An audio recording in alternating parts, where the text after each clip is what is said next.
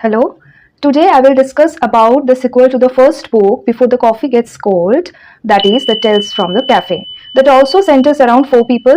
The first chapter is about the man who goes back to see his best friend who died 22 years ago. The second story tells about a son. Being unable to attend his mother's funeral, the son wants to meet his mother.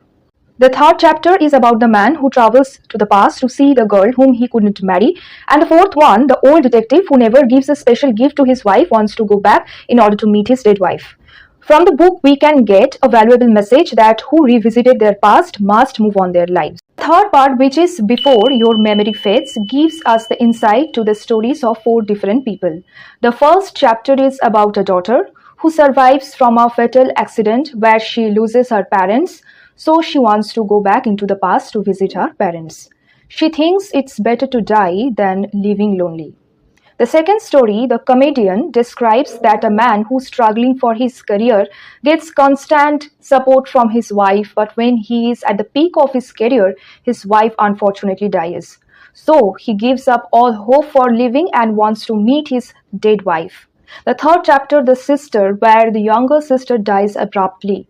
The younger sister knows everything 1 month before she dies, that she doesn't have much time, but she never discloses to her elder sister and even promises her doctor not to say anything to her elder sister.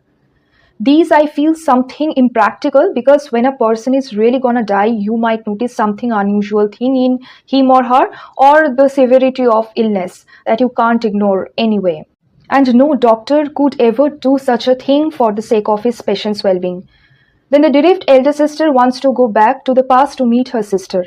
Anyway, the fourth chapter and the last chapter is about the young man who fails to convey his feelings for the person whom he has grown up with as his beloved gets dying soon. Each conversation from the chapters takes you to such an emotional world where you can relate yourselves, where you can find yourselves so closely to those persons whom you have lost from your life.